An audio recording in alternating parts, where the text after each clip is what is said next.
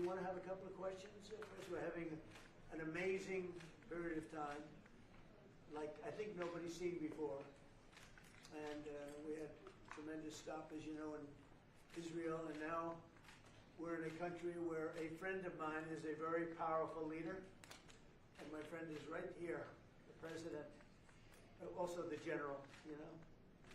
Sometimes usually I call him the general because he's both, and he's good at both. And they've done a fantastic job. And they have very little crime, you know, because they don't play games, that's why. They don't play games like we do in the United States with governors that have no idea what they're doing. But they don't have crime. I ask about crime and they almost don't even know what I'm talking about. So it's a great tribute to this man.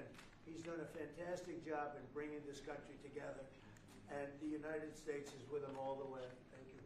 Okay, all the way, and it's an honor to be with you. Sir, what will Egypt's role play in the peace process here? He played a very important role, and they had a very important role with Hamas. In fact, the general was right here, was very instrumental because Hamas respects this country and they respect the leadership of Egypt. So you played a very important role. I appreciate it very much. Thank you. Thank you. President Trump, in Israel just now, you were talking about a possible Iran peace deal. You said, we are ready when you are. Yeah. Is that the ultimate goal with today's signing, to get enough? Not Iran, but I think Iran will come along. They've been battered and bruised, and you know they need some help. They have big sanctions, as you know, tremendous sanctions. I'd love to take the sanctions off when they're ready to talk. But they can't really survive with those sanctions. Those sanctions are very tough. But at some point they're going to say, we want the sanctions off. We're going to end up with peace. I think Iran is going to be fine. I know so many Iranian people. They're great people. They're smart, great people. Engineers, lawyers, I mean, they're academics. But they took a big hit. And frankly, if we didn't hit them with the nuclear, I don't think you would have been able to have this incredible, this deal, this once-in-a-lifetime deal. Nobody's ever seen anything like what's happening today. And countries have all come together, all different countries. Some liked each other, some didn't, most didn't. And they've all come together. Every country has come together.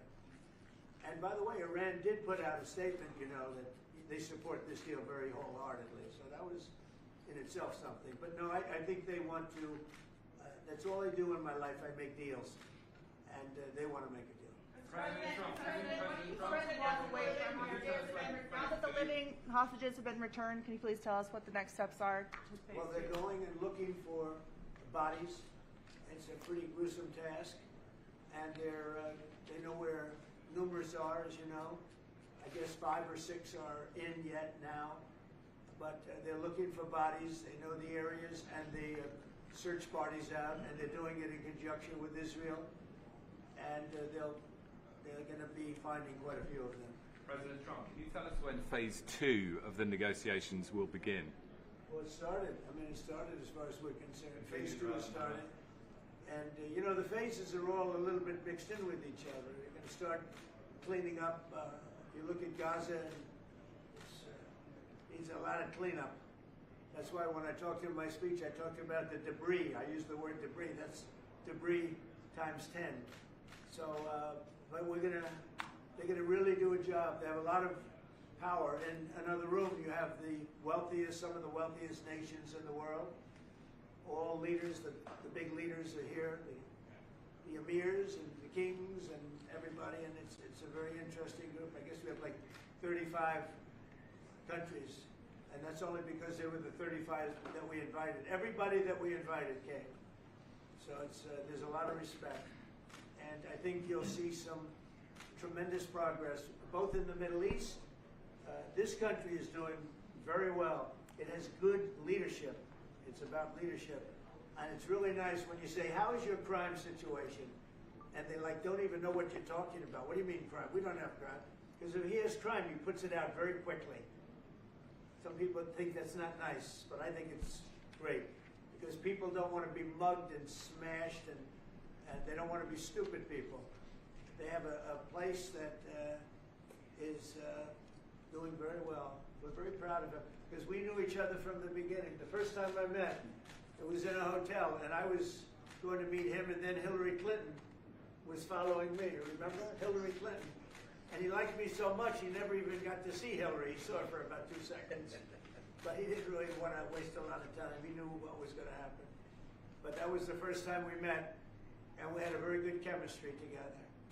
And it continues till today. So I want to thank you all very much. I appreciate the way you covered this really momentous, I've never seen anything like it.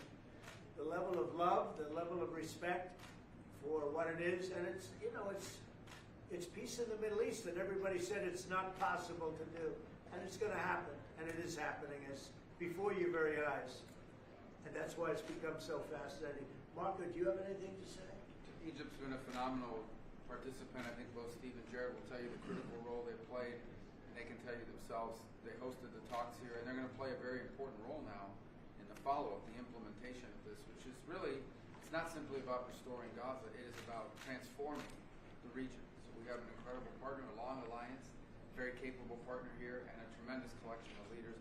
This is clearly, in my mind, I think in the mind of everyone in this room, probably one of the most important days for world peace in 50 years. That's not an exaggeration. Only 50? Maybe 100. Certainly since the end of World War II. Mr. Witkoff and Mr. Kushner, I'm curious, you played such an important role in the tactical negotiations here. What will your role be going forward as a lot more has to be brought to the table here? Oh, the minute we had inked the deal, Jared and I were already working on the implementation side of the deal. So we're dug in. We'll be here quite a bit. That's at the direction of the president. That's probably going to be one of the most important phases here. Jared is remarkable to work with. I talk about it all the time. And of course, we both love working for the president. So it's feels like a very honorable job. Mr. President, would you like to say something with the interpreter? اسمحوا لي في البداية أن أنا أرحب بفخامة الرئيس. أنا سعيد وكل شرف موجودة في شرم الشيخ مدينة السلام. يسمح لي فخامة الرئيس أن أنا اسمي واسم كل المصريين ويمكن حتى لكل محب السلام أوجه لك التحية الأخيرة والاحترام على تحقيق هذا الإنجاز الرائع والعظيم. Well, first of all, Your Excellency, I welcome you to Egypt. It's a great pleasure and an honor to have you with us here in the city of peace, Sharm El Sheikh. Allow me also to extend, on behalf of all Egyptians and peace lovers around the world, salute, the appreciation, and the respect for this unprecedented and momentous accomplishment by your hands. أنا كنت متأكد فخامة الرئيس أنك الوحيد القادر على تحقيق هذا الإنجاز وإنهائه.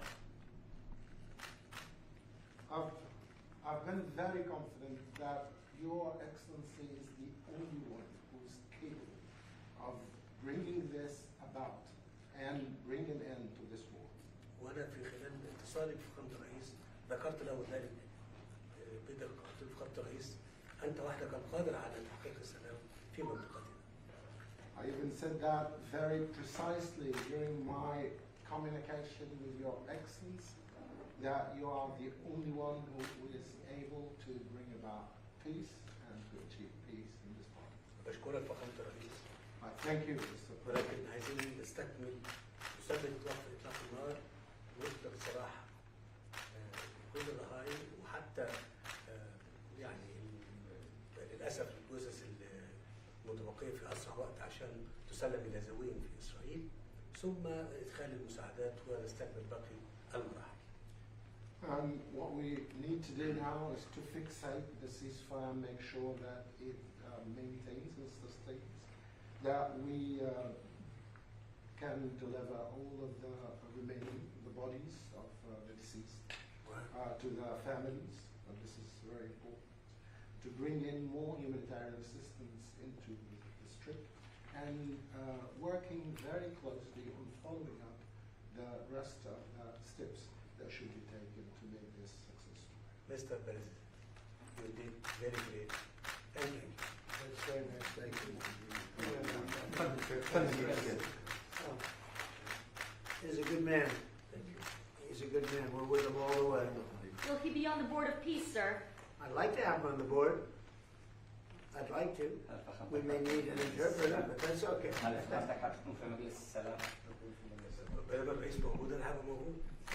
long as the President, His Excellency, You can't do presides better.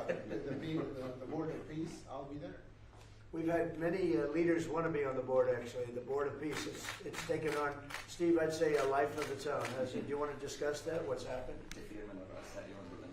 I think we have a long list of applicants to be on that Yeah, board. it's of everybody Peace, wants Mr. to. President. That's very nice. That's better than the other way. Usually it's the other way. Nobody wants to be on the board. But it's really taken on, this whole thing has taken on a life that's very different. So it's been really a great honor. And you people have done a fantastic job, I want to tell you. We appreciate it very much. Thank you very much, everybody. All right, thank you, guys. Thank you, guys. Thank you. Thank you, guys. Hold it 1 second. Yes. أنا عايز دعم فخامة الرئيس ورعايته معانا في مؤتمر إعادة الأمن. I just want and look forward to Your Excellency's support and your sponsorship with us in the conference for the reconstruction. Thank you. 100%. Thank you. Thank you, everybody. All right, thank you, guys. Let's go. Thanks, guys. Let's head out. Turn down the 45 minutes.